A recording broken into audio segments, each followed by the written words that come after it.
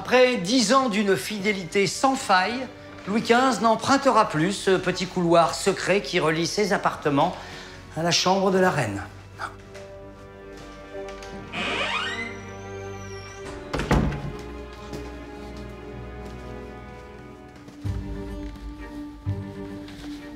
C'est désormais ici qu'il s'arrêtera, dans ce salon qu'on appelle l'œil de bœuf, à cause de cette fenêtre arrondie, juste là.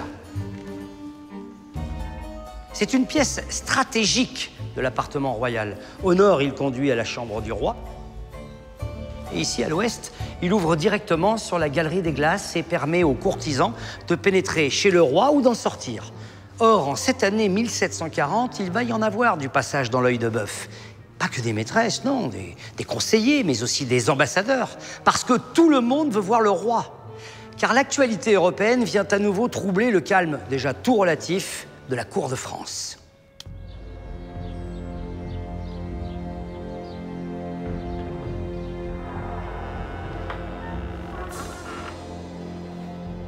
L'événement qui, cette année-là, fait la une en Europe, c'est la disparition soudaine de Charles VI.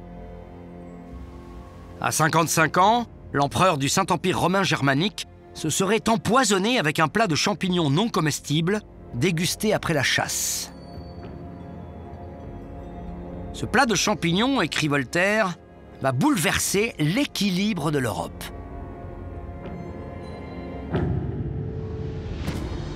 En tant qu'empereur du Saint-Empire romain germanique, Charles VI régnait sur une confédération d'États, avec les couronnes d'Autriche et des Pays-Bas autrichiens, de Hongrie, de Bohême. Son autorité s'étendait notamment sur la Bavière, la Saxe, la Silésie, une partie de la Prusse et le duché de Hanovre. Des États chargés maintenant d'élire le nouvel empereur du Saint-Empire romain germanique.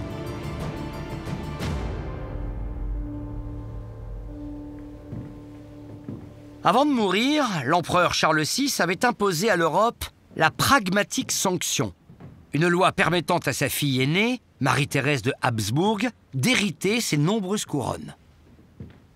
Vive l'archiduchesse Marie-Thérèse! Vive l'archiduchesse Marie-Thérèse! Vive l'archiduchesse Marie-Thérèse!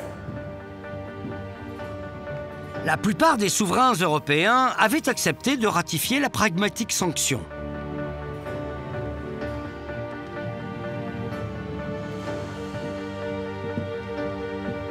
Mais au moment de voir Marie-Thérèse monter sur le trône, pour certains, cette succession n'est plus une évidence.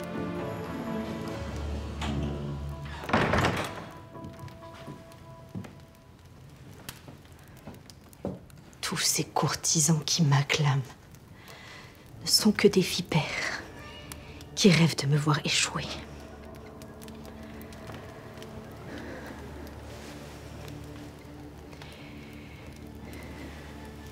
Jolie blonde au visage avenant et généreux, personne n'imagine Marie-Thérèse prendre les rênes du pouvoir.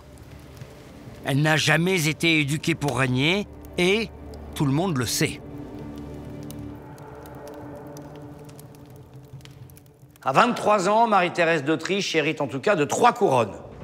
L'Autriche, évidemment, avec les Pays-Bas autrichiens, la Bohême, aujourd'hui la Tchéquie, et enfin la Hongrie. Un vaste empire, mais qui exclut malgré tout la plus prestigieuse des couronnes de son défunt papa, celle du Saint-Empire romain germanique. Mais qu'à cela ne tienne, Marie-Thérèse a épousé le duc François-Étienne de Lorraine, et en toute logique, c'est lui qui sera élu pour succéder à Charles VI. Donc, au lendemain de la mort de son père, et même si elle n'a pas été façonnée pour exercer le pouvoir, le ciel semble dégagé pour que rayonne Marie-Thérèse.